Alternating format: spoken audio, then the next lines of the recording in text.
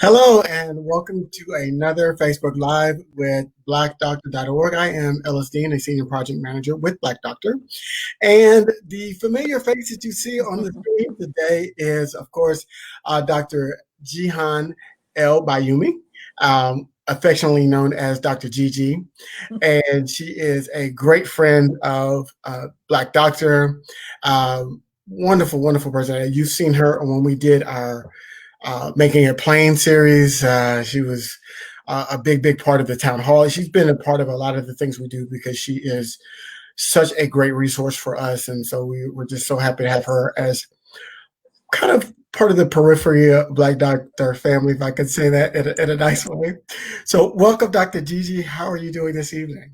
I'm fine. I'm also the part of the founding director of the Rodham Institute, and we're in partnership with BlackDoctor.org. And, we're dedicated to improving health equity in Washington, D.C. And I hope that people can visit our website because we've actually been really busy since COVID hit. And we've got a whole bunch of information, but also a speaker series on a variety of topics, not just COVID. So if you go to Rodham Institute, you can learn more about us and the work that we do. But blackdoctor.org has been a great partner, and I'm happy that we were able to also connect the Black Coalition Against COVID, of which Yes. Rodham is a member. And as you know, you hosted a series of town halls about COVID, which have been awesome. And I think we've got more to come in that too. Yes, we've got a wonderful series coming up, another town hall coming up, a series for physicians only, so we can kind of give them the information so they can give it to their patients.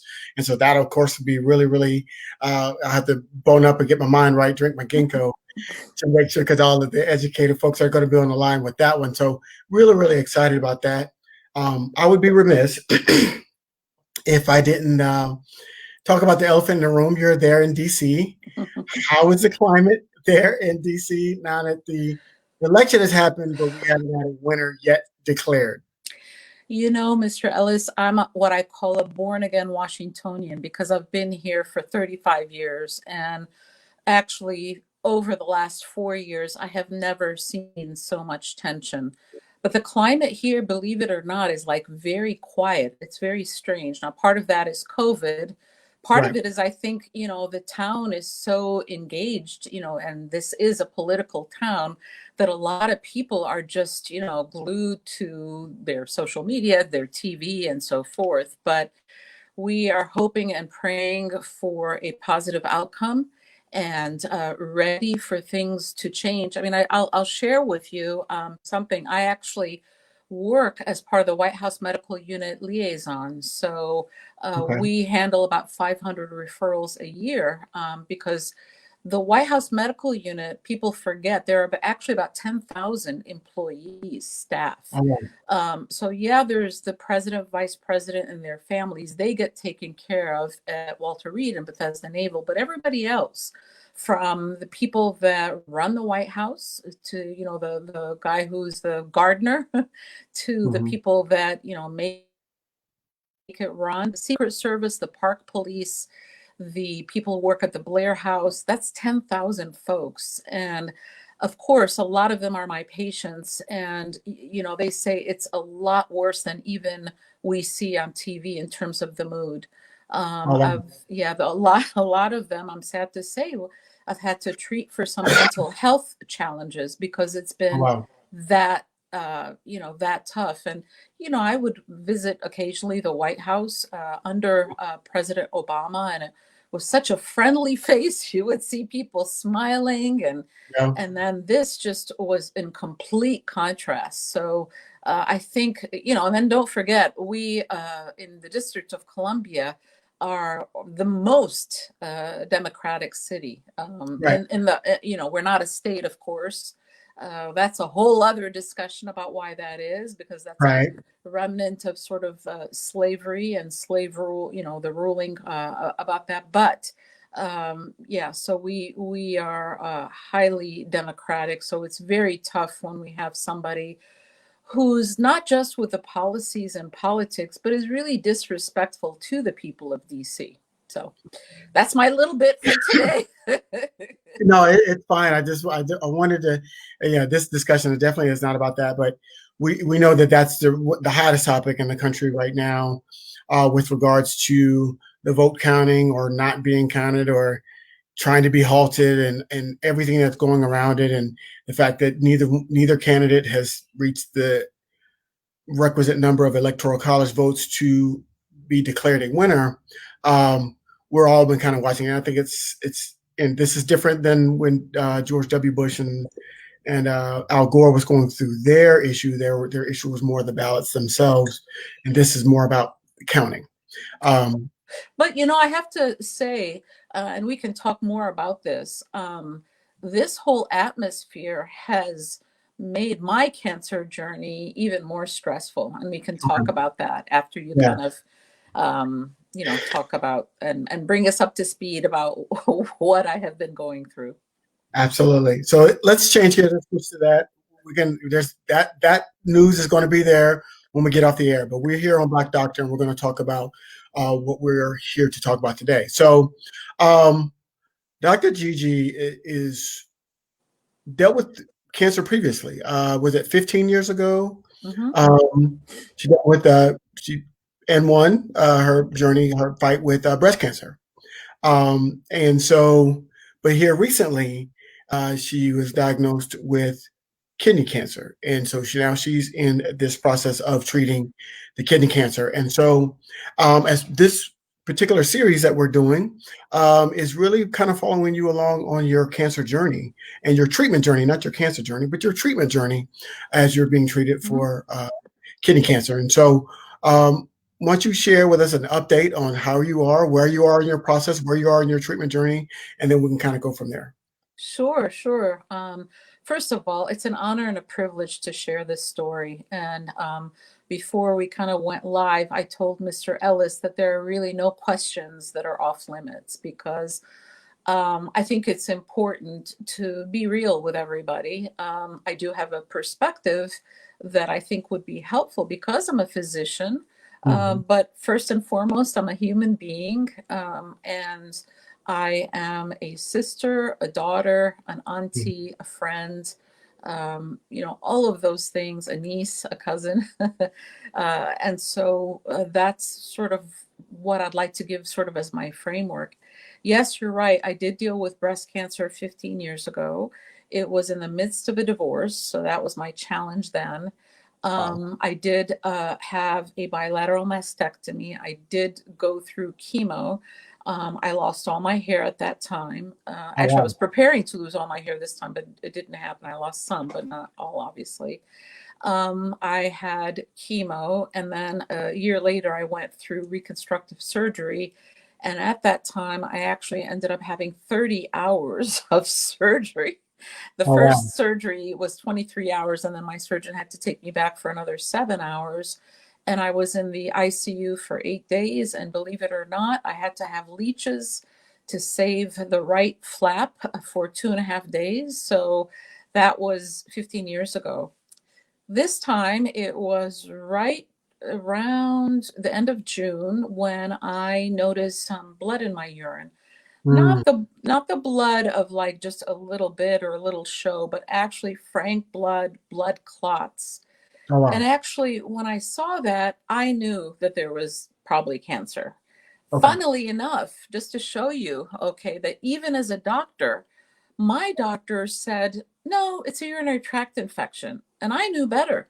Okay.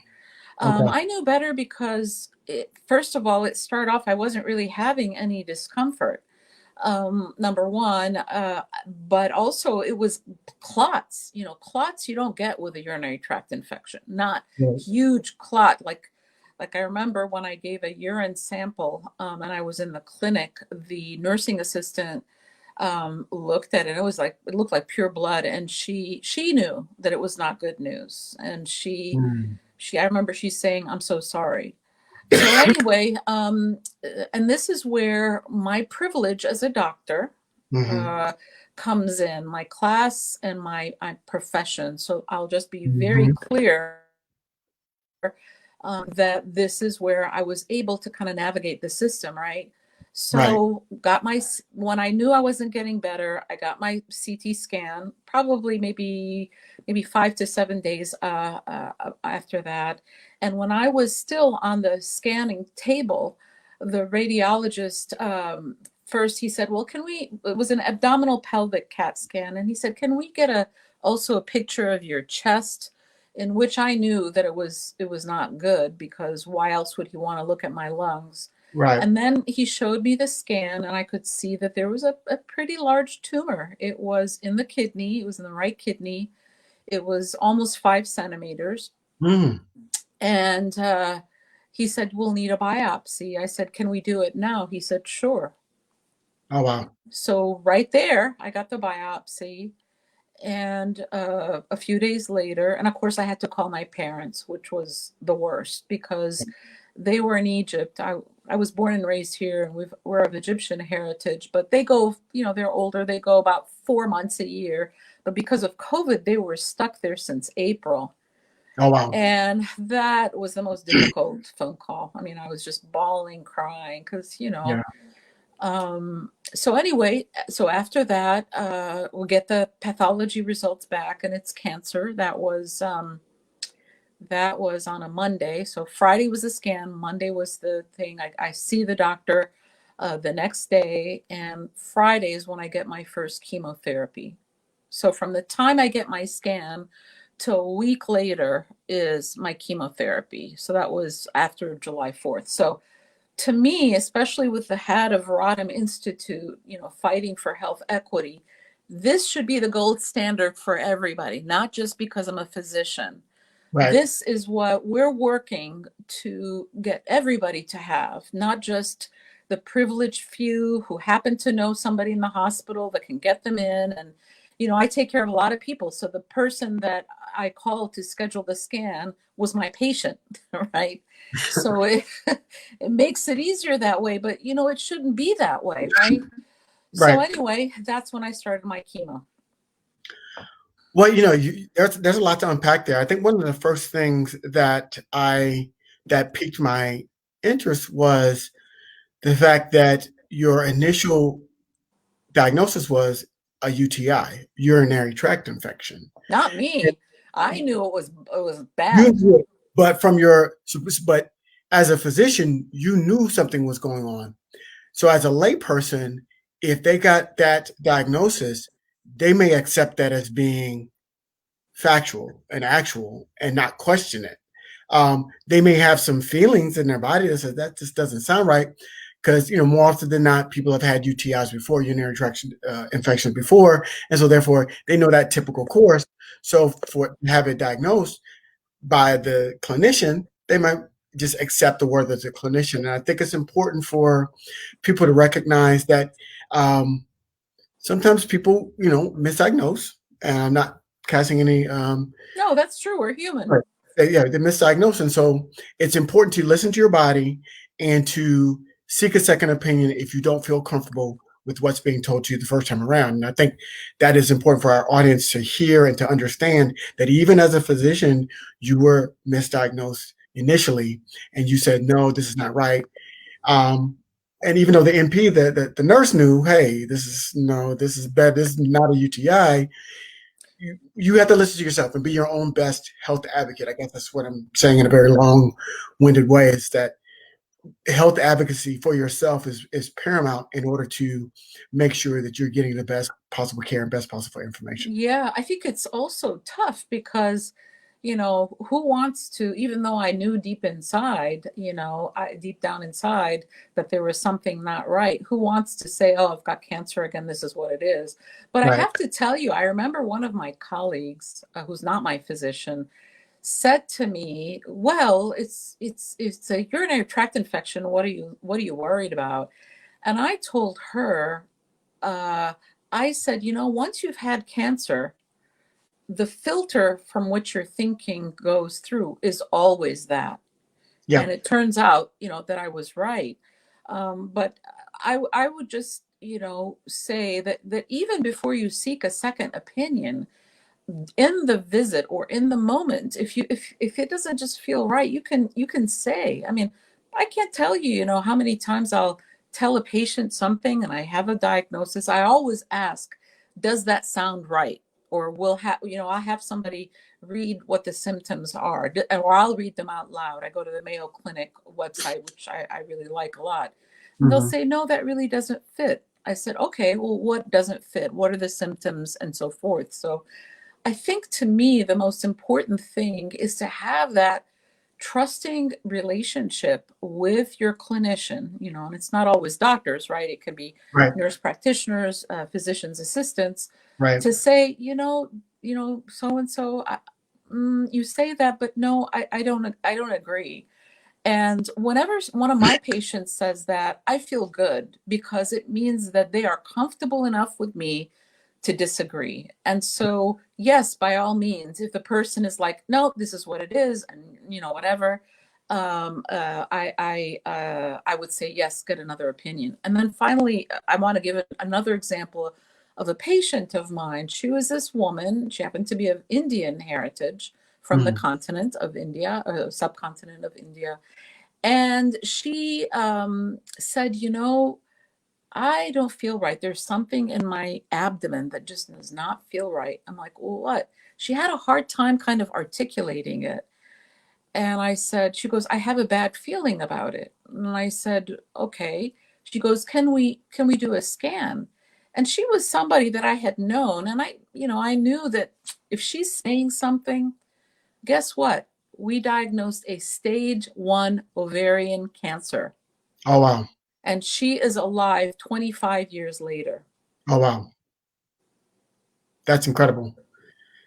Yeah, there is absolutely a need to make sure that we get these things right, and that you have to work in concert with your medical professional. It's not just the medical professional telling you one thing and you just accepting it. It's like you work in concert. You have to provide the symptoms. You have to give them feedback on whether or not they're saying, like, what you're doing is like, does that sound right? Give them that feedback. Don't hold back. Every little thing that you're doing, every little thing that you're feeling, changes in your behavior, your activity, your mood.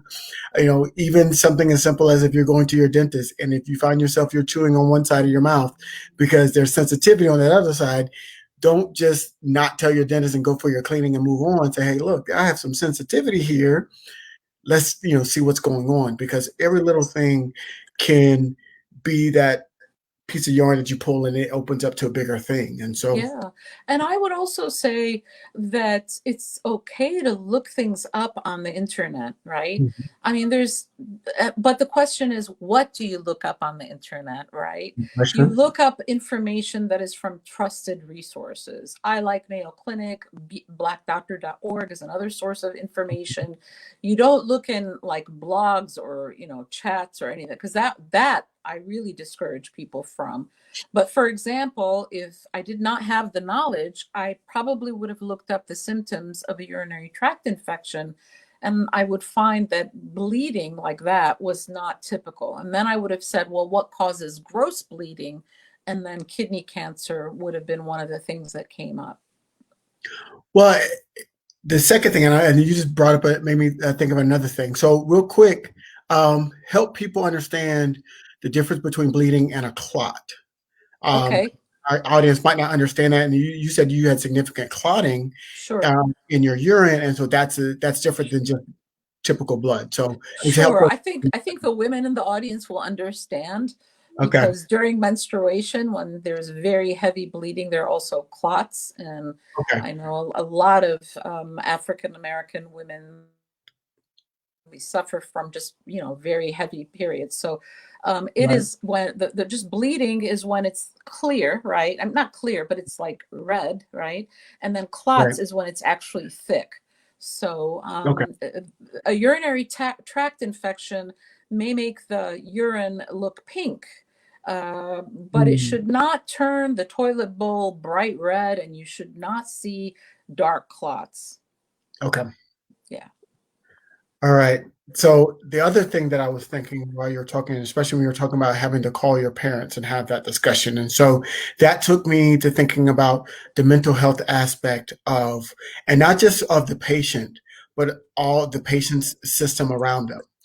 friends, family, coworkers, everybody that that patient comes in contact. Once you get that diagnosis, everybody's affected. And then how do you deal with not only going through treatment on your own, but then having that conversation with multiple people in your life? How do you share it? When do you share it? And then how does that process affect your ability to go day to day? Yeah, I think of all the things in terms of that rank up there with the most challenging for me personally was telling my parents. Mm, And we've talked about this before. I don't happen to have children, but I think the worst thing in the world for any human being is to have anything wrong with their child. yeah, And it doesn't matter that I'm 61 and my dad is 85 and my mom is 79. I'm still their baby, their firstborn. yeah, And so that, weighed very, very heavily on me. I think it was especially hard because they were thousands of miles away. And so right, we know that bad news is even more magnified. I say sometimes that it in some level, this sounds kind of crazy to say, but this is how I feel. It's it's easier for me to have it than to watch somebody else, a loved one, have it. mm, But it was very tough. I mean, my I found myself comforting people, my friends, my patients. Everybody was crying. I mean, there are people that really, really had a hard time. right, And it's interesting because I had to be the one that's like, no, it's going to be okay. right, But it is. I mean, I'm so glad that you brought this up. It is not just the person who's facing the illness, yeah, it is everybody around them, because, uh, and they're the ones that don't have the control. You know what I mean? And to watch somebody going through this and they feel helpless, that they're not doing anything. What they don't realize, though, is that they are doing everything. I can't tell you how many times people will say, do you need anything? I said, yes, I need your prayers and your love and support. But what can I do? I said, that is doing something. and right, and people thought, like, I'm like, no, there's something that I want, but no, that is actually it, to check in and so forth. But the mental health piece, it was hard. And as I said before, when I had cancer, it was in the midst of a divorce, but this time it was in the midst of two pandemics, the serial murders, right? The okay, racism, yeah, I mean, I don't even can't even recite all the names because they've gotten so long. yeah, And then the COVID, and of course, the political atmosphere. So this sounds strange, but it's almost like my cancer was a distraction to that craziness. And yeah. if you want to know the truth, to me, the things that are happening in our country are much more soul threatening to me than my cancer. Yes, and that brings us to an interesting point when we're talking about the effect stress can have on illnesses, and especially with Black Americans. And so, as you know, we do Facebook Lives a lot. I've gotten very, very comfortable in having conversations with doctors, and every to a person, every doctor that we talk about, and they're talking about a specific medical problem, but they always say, especially for Black Americans, they always say the stress of being Black in America is a factor that can exacerbate any illness.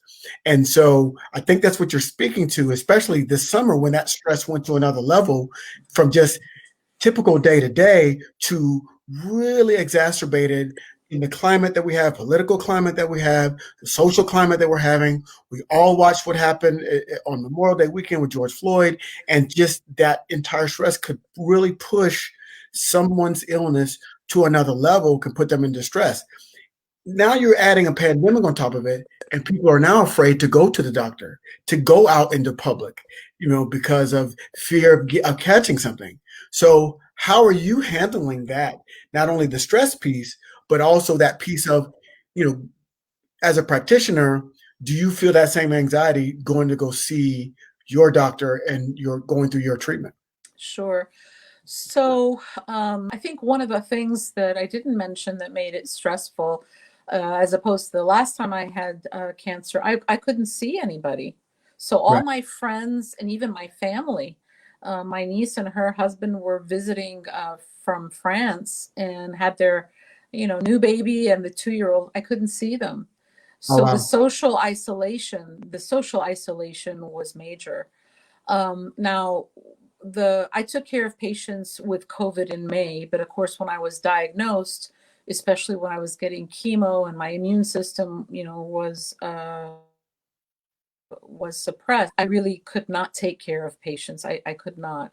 Now, in terms of how I felt going in to see my doctors, I because I knew that, at GW they were really very careful in taking precautions, and I knew, I was privy to the fact that there were no cases of any people who worked in the building or patients getting sick for the few months before my treatment started with COVID. I Right. felt comfortable, right?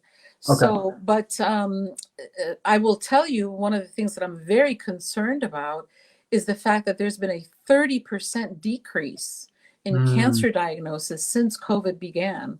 So that wow. means not that there's been a 30% reduction in COVID, in cancer, I wish, but Right. that people are not coming to the doctor and that they're not getting diagnosed, and so the diagnosis is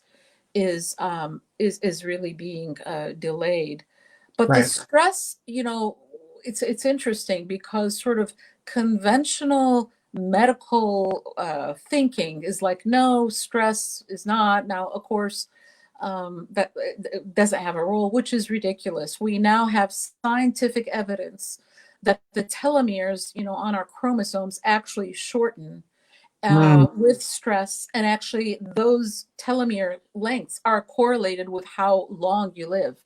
So we are still in the infancy of really understanding what stress is like. But I'll tell you, other cultures, especially African culture, we've always gotten the connection between illness and everything else that's going on in your life. right. My dad, who has hypertension, when he is upset about something, he'll say, "I'm hyper tense. You need to calm down because I'm hyper tense."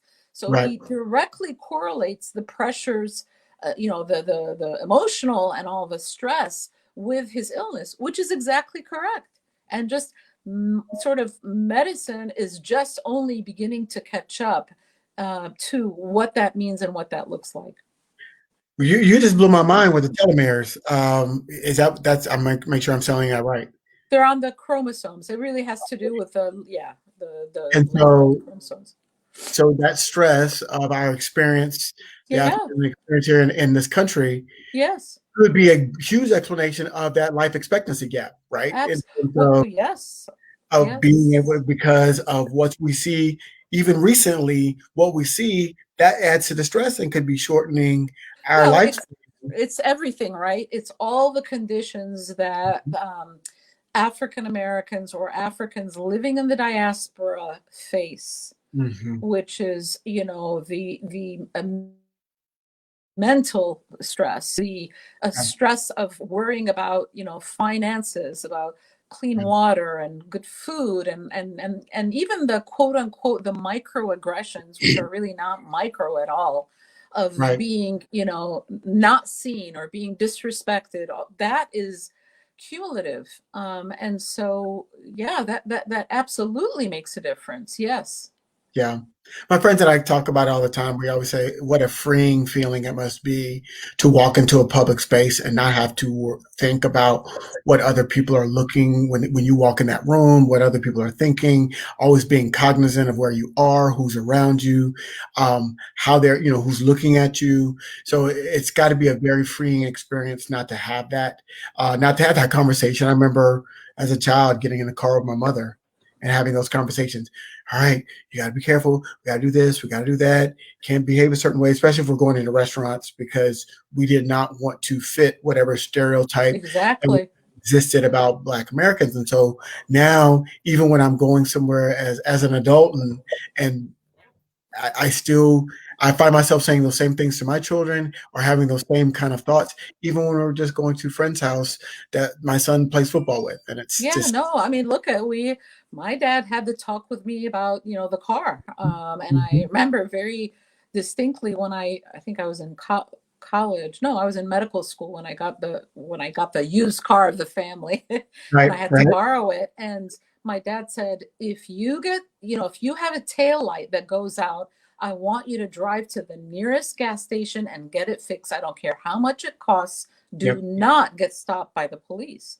And so, yeah, this is real. And the reality and I'll just digress for a second, because Yep. there was this young man, a Jewish kid, who decided that he, for his master's degree, wanted to live as an African American for a year. This was maybe about 10 years ago.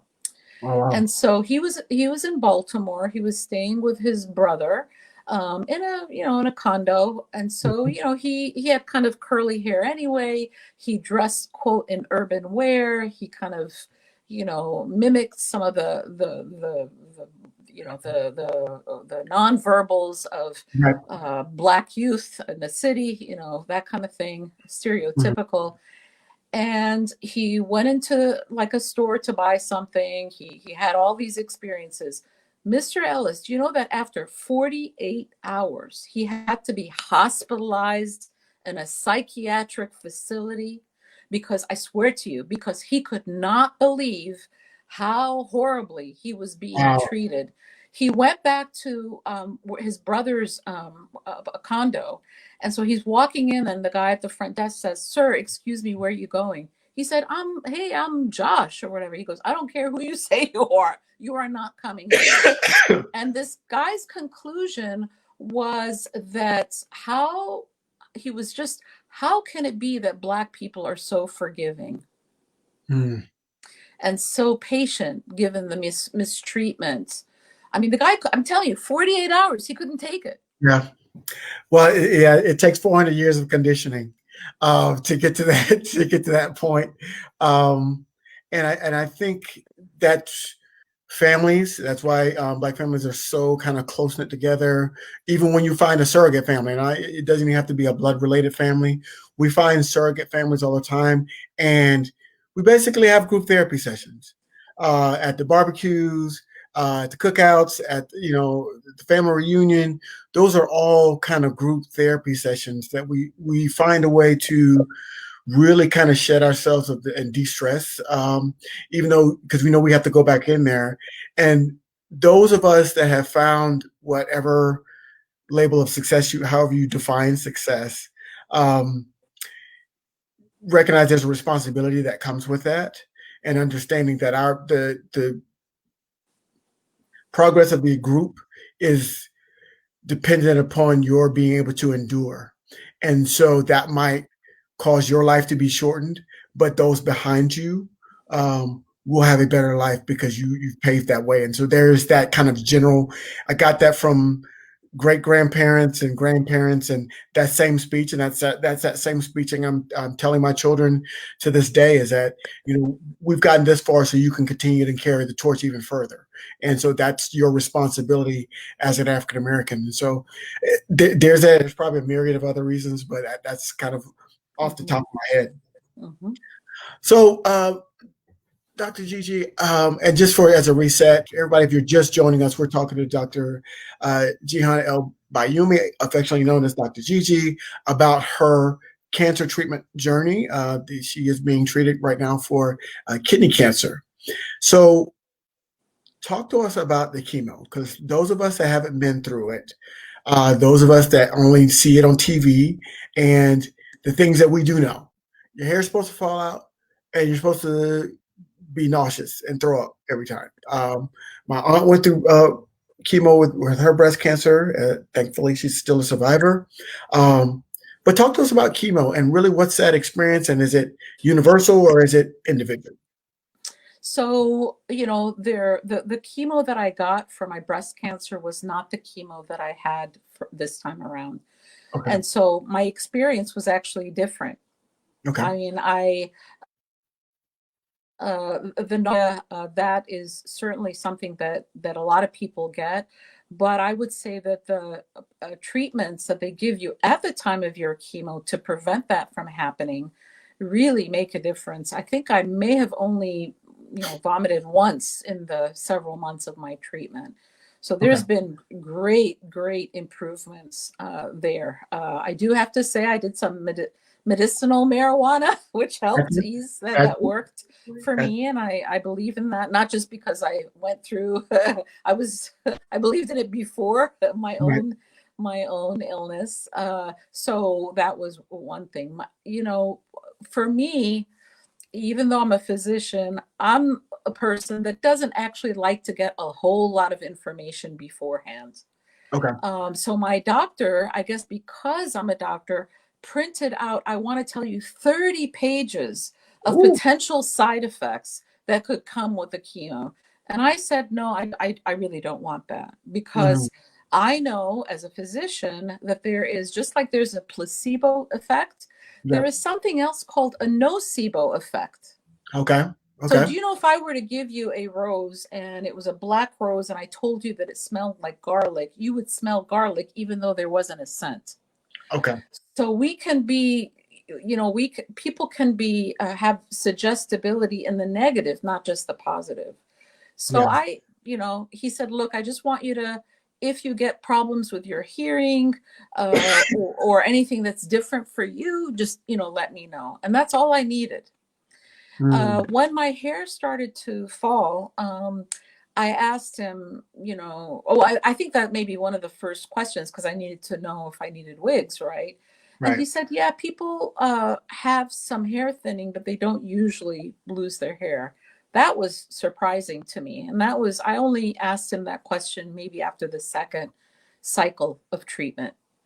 So um, I think the thing that was most challenging for me is that every time I got the chemo, they had to give me steroids. Okay. And like a lot of people, well, and these are high dose steroids, they're not just like 5 milligrams of prednisone, they are super duper. The Okay. last time I had chemo, I actually picked up 40 pounds, which I have not lost since that time. And this time I was worried about gaining weight. Thank God it was just the day of. But let Right. me tell you, my mood, oh my God. I mean, Mm. I was so irritable. And of course, I had awareness, so that, when I would be, irritable with my folks, I would say, this is not me, this is the medication. Right. They would get irritated, but they at least knew that it wasn't me. I said, forgive me, because sound, it would be like, kind of, tap on the, door. It would be like somebody was taking a hammer and banging it. Oh wow. Sound Okay. for me was really amplified. My sleep was disturbed. Just my mood, was just, you Yeah. just feel more like aggressive, and irritable. You can cry more easily. I found myself crying, for things that wouldn't necessarily make me cry. Right. Another side effect, which was really weird for me, was that I had a sensation that my hair was being pulled, and it was pretty intense, but thankfully it would last like 30 seconds. Oh That wow. was another one that was really weird for me. But I would say my mood, the hair pulling, let me see what else. The nausea was I could, control. Those were the things that were bothersome to me. But everybody's different. Yeah, and I think that's the point that, because, you know, to most lay people, we hear cancer treatment, and we have the first thing image that comes to our mind is a bald patient with a some sort of bandana wrapped around their head. And so to see people, to hear that you don't necessarily have to lose your hair, the treatments are getting better, the medications are getting better. Um, Nausea can be controlled with medicinal marijuana, or other methodology, and that each journey is individual, each treatment is individual, and all those symptomologies. 30 pages, and you just listed three symptoms. It doesn't take 30 pages to list three symptoms. Yeah, Those no, are your yeah, symptoms, not yeah. not somebody else's. But everybody's different. I have a dear friend who's also a physician that went through cancer. She wanted to know the details of the details. Okay. And I should say, in terms of the treatments, she had breast cancer. She lost all of her hair because that was the best treatment right now for her particular kind of cancer. Okay. So different cancers have different treatments. Like lung cancer, you wouldn't lose your hair if you had had lung cancer and you're being treated. They're just Okay. different things. And not everybody gets chemo, right? Some Right. people get radiation, for example. So That's yeah, that's very, very true. So we're all here trying to learn together. There was a question from Carla, and I wanted to. She's been with us since the beginning, and I wanted to make sure that we get to her question. She asked earlier on when we were talking about um, you bringing things to your doctor and your doctor kind of misdiagnosing, and so she said she's asking when your doctor doesn't address what you're bringing to them, what should be the next step? yeah. Again, it depends on the relationship that you have. And, I'll give a different example about the support that you have. The Mhm. time to develop your support network is before you need it, right? Very true. So, having a good relationship with your clinician, you should do the doctor shopping or the clinician shopping before there's a crisis, right? So if Right. in general you feel like you're being dismissed, if you're not being listened to at your physical or when you have a minor issue, that's the time to actually look for somebody different, right? Right. One thing also to do is to ask to see a specialist, Okay. so that if you're not getting satisfaction, is to say, I want to see a specialist. Now, the thing is that when you're going through something, it takes a lot of emotional energy, especially with Mhm. COVID, Yeah. to find somebody that's going to take you, and then the whole insurance thing and all that. Yeah. That's why you need a buddy, a friend, a family member to navigate with you. And oftentimes, when somebody else shows up with you for the appointment, they can be the ones to ask the questions. I've found also that when you bring along somebody who has some kind of clinical or medical background, Mhm. I've noticed that people will all of a sudden, address things in a different way. So if there is something that you are concerned about, you're not being listened to, and you don't have the luxury of identifying a different clinician, bring somebody to the visit or to your televisit or to your visit. If Mhm. that doesn't work, again, if you can have some information and say, I've done some reading and these are my symptoms and you're telling me that I have this, it doesn't fit. But it takes a certain wherewithal to be able to do all that. So these are suggestions, but they are very hard to implement when you're scared, Yep. when we're in COVID, when everything is shifting beneath your feet. Things are moving so quickly. I hope I answered your question, You did. You Carla. did. Yeah. I was just sitting here thinking about uh, my experience with my father when he was hospitalized recently, and me going in there to visit him, and then the nurse coming in, and you're absolutely right. Just a little bit of the jargon that I used sent the message that I understood what was going on medically, and so therefore their whole conversation changed, and so and then that got translated to the doctor. So when the doctor came in the room, she came directly to me and said, "Okay," and we started having a much more robust conversation. Mm-hmm. And what if I had no knowledge, or if I was just kind of there and they just kind of Mm-hmm. on. Mm-hmm. It's very, very different. And, it's good. And so I think you're bringing up a good point. Again, we talked about this earlier, and we're going to keep banging this drum, is you have to have a good patient advocate. And that advocate could be that friend, right? Because, Reggie, our CEO, talks about that all the time. He would go in with his mother Mm-hmm. and he would get the information, because sometimes as the patient, your mind, when they get a diagnosis and they're telling you one thing, your mind kind of Yeah. evaporates for a minute and you don't hear everything because it Yeah. just but you've got that advocate there that's with you, Yep. that's asking the questions, Yep. that's taking the notes. So when you walk back and your mind gets back in your mind, they go, no, no, no, you have to do this. He said, do this and Right. this. And they can ever give you the information, because you're not going to remember a lot of that stuff, especially when you get a more serious diagnosis like cancer. Well, listen, my mom saved my sister from having her leg amputated when she Wow. was a child. My sister, this was, let's see, my sister must have been 8 years old, and my sister was complaining of knee pain. So Mm. my mom took her to the pediatrician, and he was very dismissive.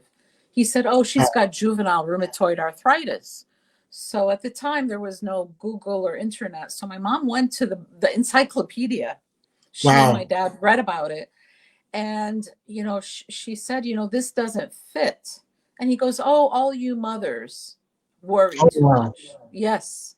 So Wow. then my mom decided to take my parents decided to take my sister to the orthopedic surgeon. And what she had an infection of the knee joint. And the doctor Mm. took her immediately to the operating room and said if she had just waited a few, days, she would have lost her leg. Wow. Wow. So he was just trying to prescribe arthritis medication for. Well, he was just dismissive. I mean, I remember seeing him. I never liked him as a child because I'm only three Mm. years older than my sister. I always got a bad, kind of vibe. I never felt comfortable with him.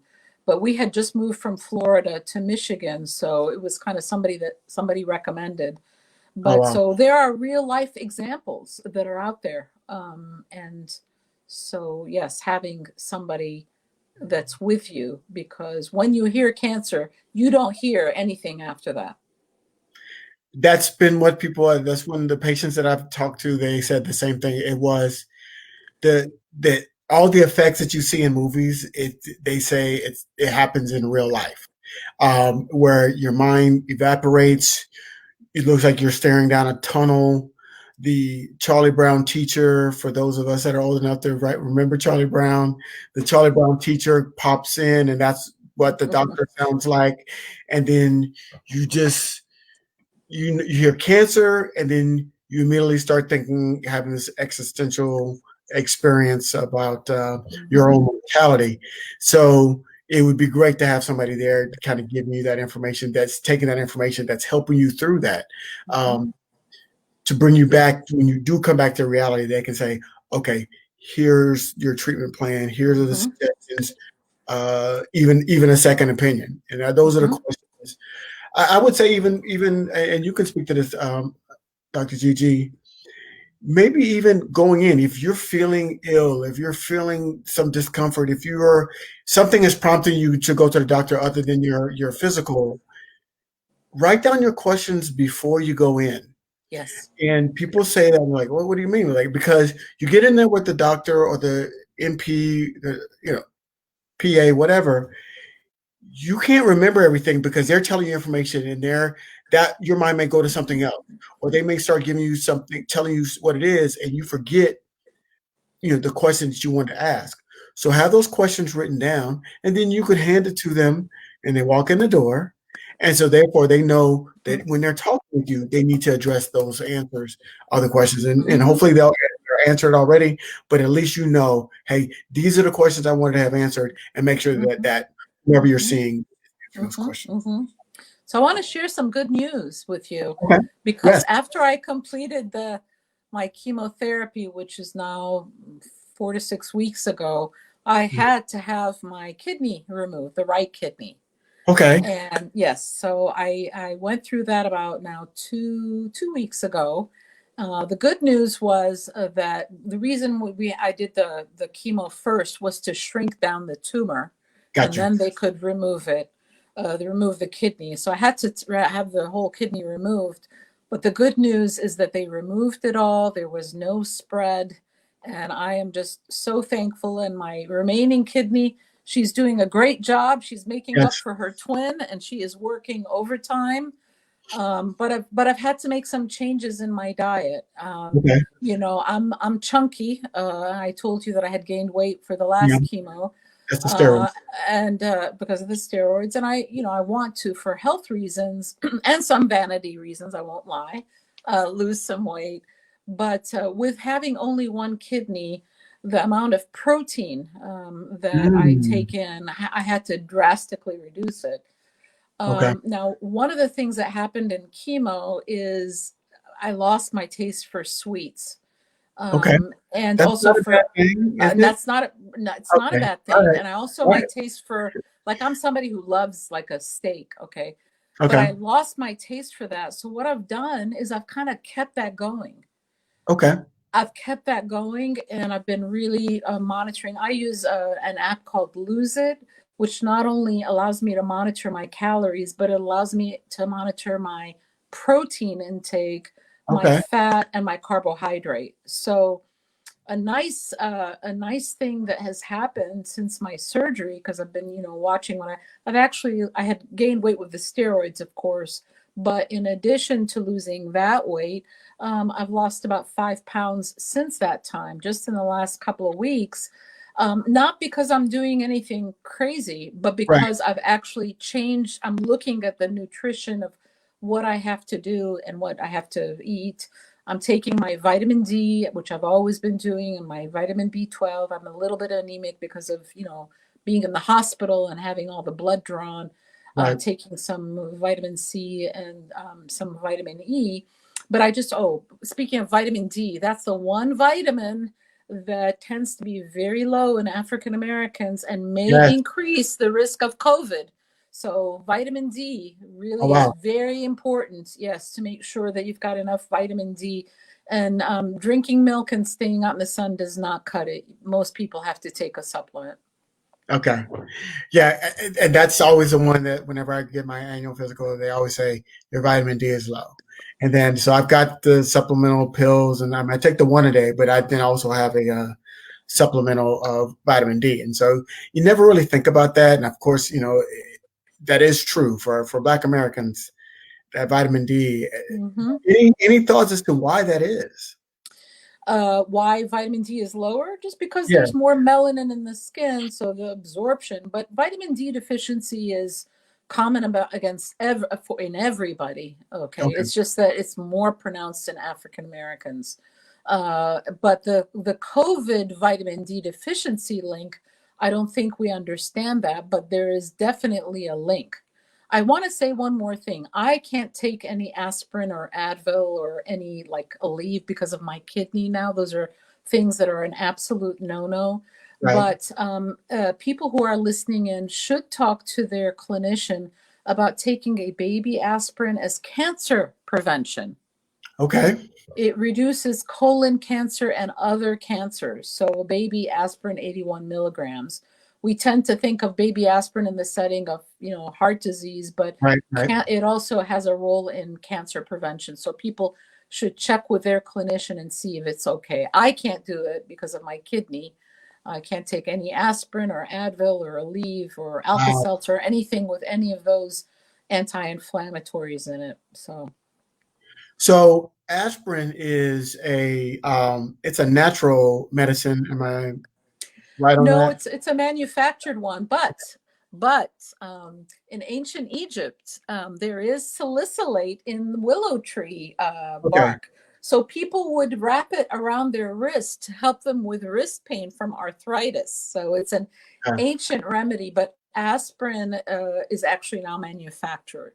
So it's a Okay. salicylic, I so knew a it was something about salicylic Willow acid. Tree. Okay, so that's where it's coming from. There's a lot of Mm-hmm. urban myths. I want to get it from the source, so I can stop with the urban myths and say, "Oh yeah, aspirin's made from willow trees." No, that's kind of No, well, the actually, end. a lot of well, no, but it is. I mean, it is, but the Yeah. actual aspirin that we take is manufactured. But a lot of the medications that we take are actually derived from plants. So one of the life-saving chemos that I took, Taxol, is actually from the yew plant that they get in the Amazon. So Oh wow. a lot of medications, actually their origins are from, nature. Another reason for us to respect our planet, right? Absolutely, absolutely. So you can't take any over-the-counter anti-inflammatories. What about like turmeric? Nothing, none of that either. Turmeric I can take, yes, Okay. and I am. Tylenol is safe. For me, Tylenol doesn't tend to do it. For me, I've kind of had a mild headache all day, and I would just love to have popped in, a couple of Advil, but I just can't. So Right. yeah, so I have to be more careful, and I also have to tell my doctor, like some of the antibiotics that could potentially affect the kidney, I can't take anymore. Right. That's one of those things, and in terms of your family history, when we're talking about when you're going to go see your doctor. My father suffered from renal failure, and so he's on dialysis now. And so I started noticing when I was going to get my physical, you get the vitamin D deficiency, and then they were like, your kidney functioning's not optimal, it's not bad, but it's in that gray area. And Mm-hmm. so they're like, you got to stop taking anti-inflammatories because Mm-hmm. it gets processed through your kidneys, whereas Mm-hmm. Mm-hmm. Tylenol, liver, I believe, is Mm-hmm. that's Mm-hmm. so I had to kind of get off of it. And but I was playing a lot of sports, so I was taking all the anti-inflammatories because my knee would swell up and this and that, and I get tennis elbow, and so I'll take the anti-inflammatory. They're like, you got to stop doing it. And I was taking the 4 at a time, Yep. and it was Yep. just not good. And they were just like, you got to stop doing that. And so you do have to really. So I switched. That's how I knew about turmeric because a friend of mine told me. He said, look, Mm-hmm. natural anti-inflammatory, not quite as good as the Advil and the stronger stuff, Yep. but it's Yep. natural and it's not going to affect your kidneys as badly as it is. So Yes, that's right. That's I'm right, not, Dr. Dean. I'm not right there. No, I'm, Mm-hmm. I'm dangerous enough to get people this bad information. That's about No, no, no, no, for I've been talking sure. about that willow tree stuff for a long time. So you just Oh, kind it's of true. No, no, it's true, but it's just that that's the origins of it is willow tree. yeah. So yes, you're right. I didn't mean No, no, to no. yeah. This is information. So here's a question. I'm gonna put this on screen here. This is from Christina. Uh-huh. Oh, What should your vitamin levels be for women and men? Okay. So remember, if you're a woman that's thinking about getting pregnant or are pregnant, your requirements for folic acid are higher okay. because that's critical for the development of a healthy baby. So it's important not only that you take the prenatal vitamins during your pregnancy, but that you actually take them before you even think about getting pregnant, right? Okay. Because for the first 8 weeks of a baby's development, of a fetus development, is when all the organs are formed, and a lot of times women might not even know that they're pregnant until after the first period has been missed. I think the two vitamins that I always measure because I find so much deficiency is vitamin D, as we talked. In general, the range for vitamin D is between 30 and 100. As I said, in a lot of patients who are African American, I find that sometimes their vitamin D is like 8 Wow. Yeah. or, yeah, that Yeah. low. Okay, Mine so was single digits at one point. It was great. yes, yes. Yeah. So, and I know that some doctors give it once a week as supplements. I actually prefer the daily because you're getting something every day. Yeah. Vitamin B12 is another one that I'd really like to talk about because vitamin B12 is essential for normal neurologic function. And when people are low in vitamin B12, not only can they get things like numbness in the feet and so forth, but they can also have mood issues. And it's Mm. one of the things that we check when somebody has dementia. Oh, wow. So there are also some medicines, like I take metformin because it's a medication that can help with weight loss. I don't have diabetes and I want to prevent it. Well, metformin is one of the drugs that can actually sap your body from vitamin B12. Okay. So the range that is usually given on the lab is that your vitamin B12 has to be between 250 and like 1,000. However, studies show that when your vitamin B12 is 400 or less, you can have symptoms that I just Okay. mentioned. So it's got to be above 400. So Okay. people who are vegan or even watching their red meat intake or follow funny diets or are on certain medications, they are people who can have vitamin B12 deficiency. And when you have vitamin B12 deficiency, taking a multivitamin, there's not enough B12 to make up for it. You would have to take a separate supplement. Okay. Okay. That was my next question. Multivitamins, good or no, or it just depends on what your levels are. So multivitamins, it really depends on what kind of diet you're having. So if you're just Like I have a friend whose son is just on a horrible, horrible diet of just like, lots of junk food.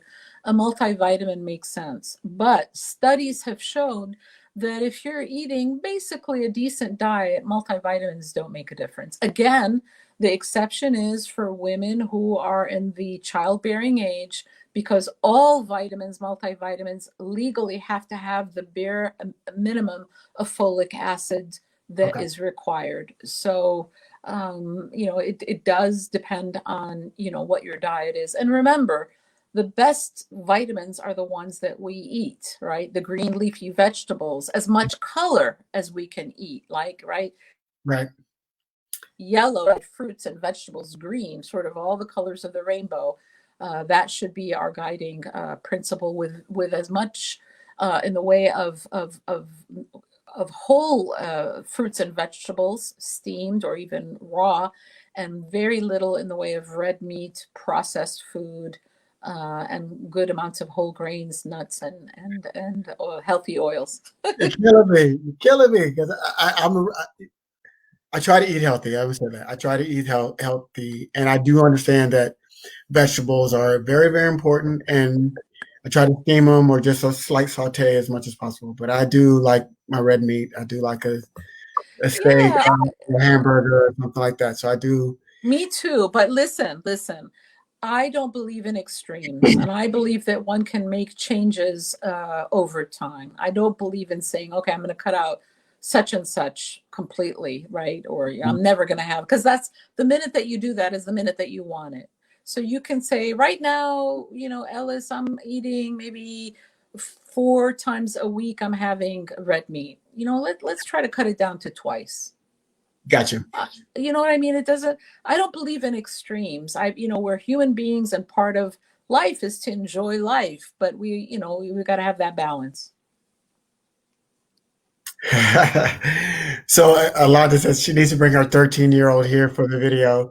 Her diet is so horrible and it's hard to convince her. Well, I have a 13-year-old too, and he's the exact same way. So you're not alone in that, Alonda. You're not alone in that. I fight with him all the time about what he should and should not be eating. So definitely with you.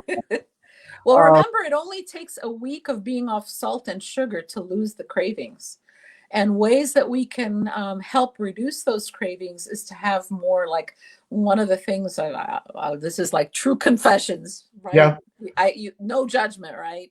So I have a thing for sour cream potato chips and barbecue potato chips, Yes. and somehow it always happens at night, right? Yeah, One of of the course. I know they're so good, right? But one of the things that I've been doing that's been really helping to cut the edge off the cravings is actually, those yogurts. They're small. They're the like the Chobani. I don't make any Yeah, money from anything, but the ones that are right. high protein, Okay. that cuts the appetite. And I'll have some before I go to sleep, and it helps me with the Oh, snacking. So yeah. protein, yeah, can help, but it's hard, when you're a kid. I mean, it's hard when you're an adult to not Yeah, have and those foods. I think we make that trade-off as parents. We go, well, he's so active. He plays all these sports. He's so active. He could burn off, the bad stuff. But what we don't realize is that we're getting the bad eating habits. So even when they become older and their metabolism starts to slow down and they have to be more mindful, we're not teaching them now to be mindful. So therefore, it's not a light switch. It's not going to turn on. You got to get Well, them the not right.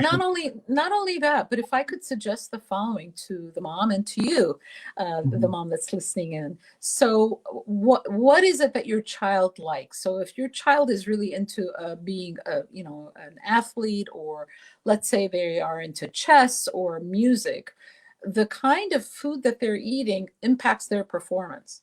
Mm, So whatever works for them, ask them what's important to them and connect it to the nutrition.